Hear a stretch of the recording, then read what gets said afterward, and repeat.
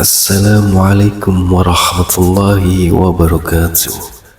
Allahumma salli ala Sayyidina Muhammad Al-Fatih lima ughliq wal khatim lima sabaq nasirul haqqi bil haqq wal khali ila siratikal mustaqim wa ala alihi haqqa qadrihi wa miqdari. Baik, setelah kita itu menata dan bisa menerapkan wa ahsanu ma iktisabta al hasanah, lalu berikutnya adalah al-ikhwanu fillah azza wa jalla dakhairu syada'id. Artinya, kata ulama, persaudaraan karena Allah adalah lumbung di kala susah. Hadirin rahimakumullah, Bu, Ibu, secara garis besar makna saudara itu induknya merujuk pada satu kata, yaitu rahim. Artinya bahwa semua umat manusia itu berasal dari satu rahim, yaitu siapa? Ibunda Hawa, Nabi Adam zaman dulu. Lalu seiring berjalannya waktu, manusia itu terus berkembang biak, beranak pinak, hingga akhirnya meluas di mana-mana, di berbagai bangsa, berbagai suku, di seluruh dunia, ya pokoknya di seluruh alam raya ini, ya. Bu, al-ikhwan itu adalah bentuk jama', yang artinya jama' itu menunjukkan makna banyak.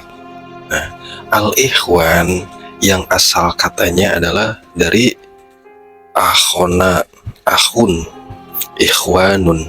Kalau kita berbicara al-ikhwan atau persaudaraan secara luas, itu setidaknya ada beberapa istilah, ya Bu. Yang pertama ada ukhuwah Islamiyah. Artinya apa, Bu? Tenyahu. Gening tenyahu. Ya, ada ukhuwah Islamiyah teh artinya persaudaraan sesama umat Islam. Yang kedua, ada ukhuwah watoniyah.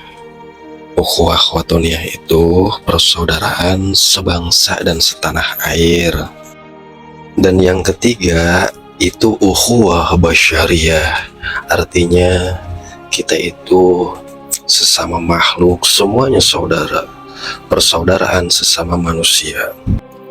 Ulang lagi ya Bu, yang pertama persaudaraan itu istilahnya ukhuwah Islamiyah, yaitu persaudaraan sesama umat Islam. Lalu yang kedua ukhuwah ya watoniyah, sebangsa dan setanah air. Yang ketiga basyariyah, ya sesama makhluk atau persaudaraan sesama manusia. Hayo be kudu diulang-ulang terusnya. Nah, hari saya teh sama ibu-ibu itu saudara apa bukan sih? Saudaranya jeung emak saudara. Eta nu di Papua saudara juga. Saudara ya, artinya kita sebangsa setanah air.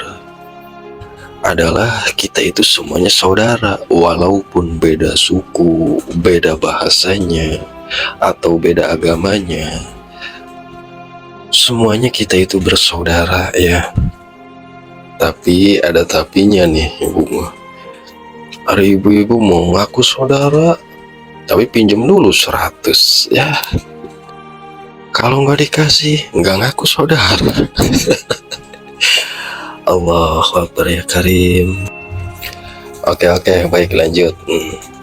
Tapi ada terusannya nih Ibu. Maksud ulama itu al-ikhwanu fillah azza wa jalla.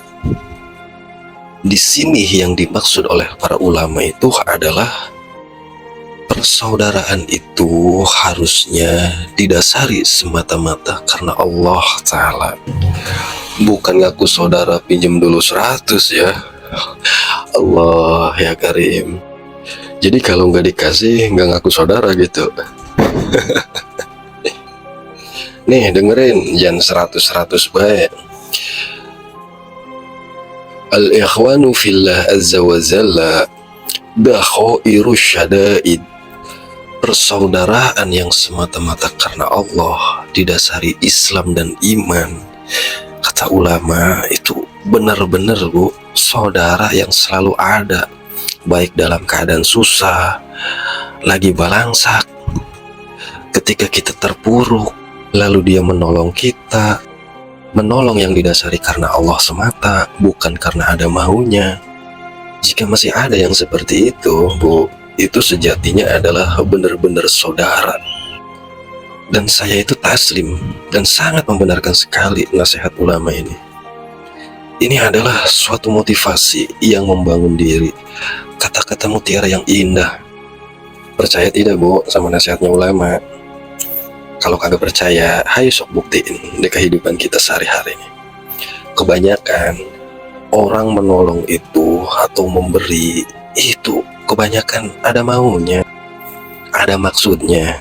Sok bener tidak? Ayo. Contoh nih, itu di kampung ada masjid atau musola lagi direnovasi.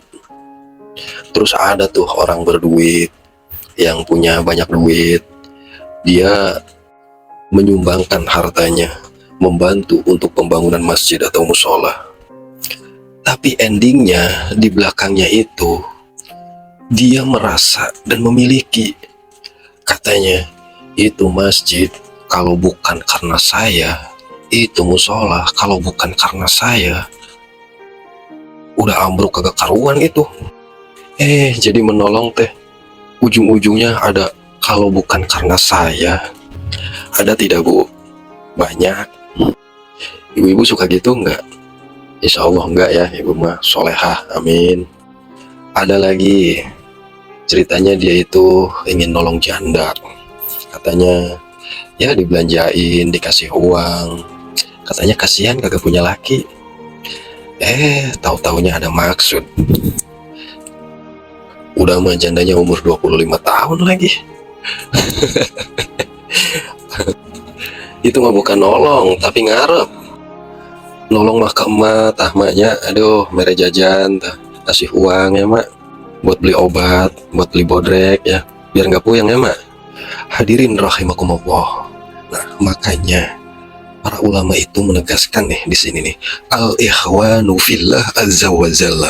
Penegasannya adalah harusnya kita itu persaudaraan dibangun atas dasar semata-mata karena Allah.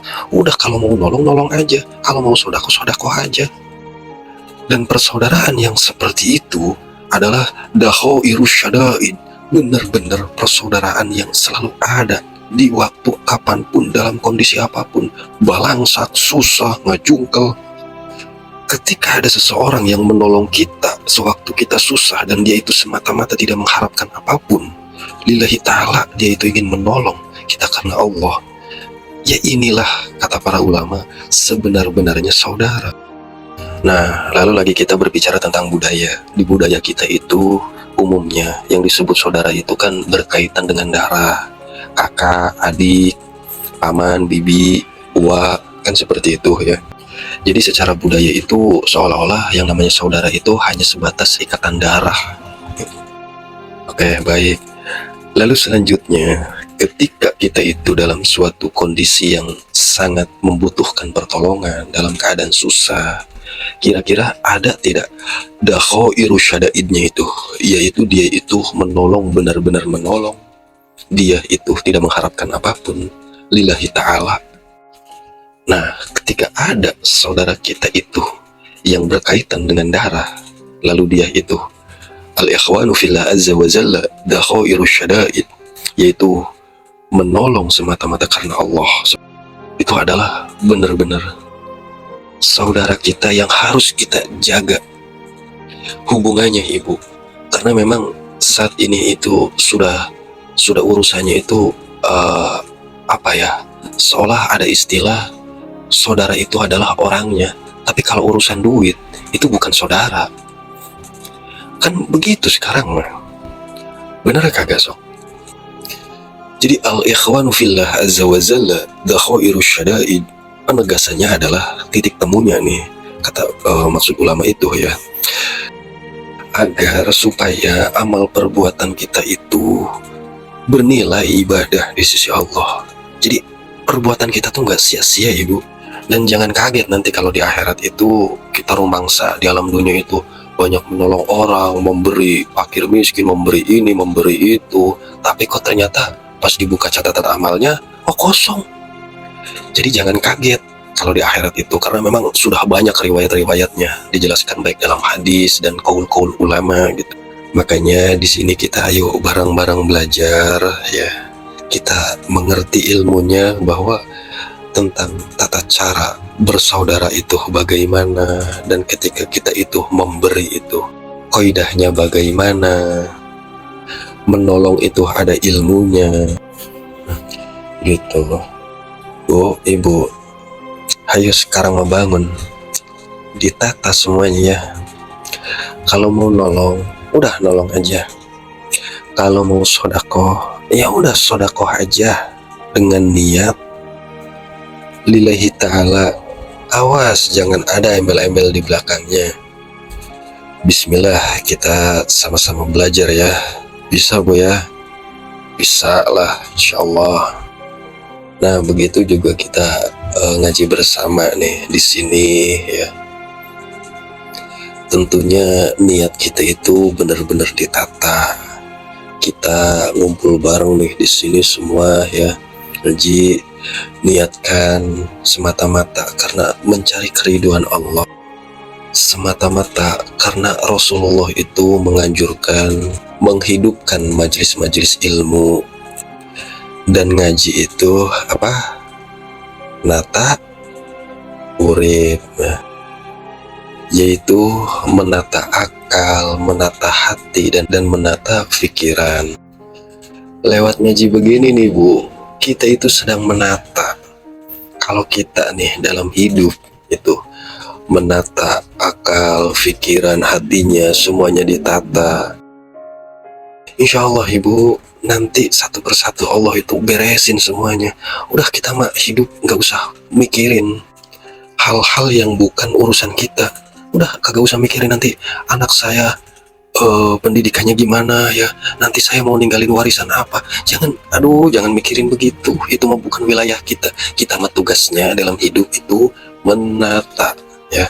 Jadi melalui ngaji seperti ini, ayo bareng-bareng kita itu ditata akalnya, ditata hatinya, ditata pikirannya. Insya Allah, mudah-mudahan Allah beresin semua kehidupan kita, dan mudah-mudahan kita itu digolongkan menjadi orang-orang yang dibahagiakan dunia wal akhirah. Amin ya robbal alamin. Lalu selanjutnya tawaddu.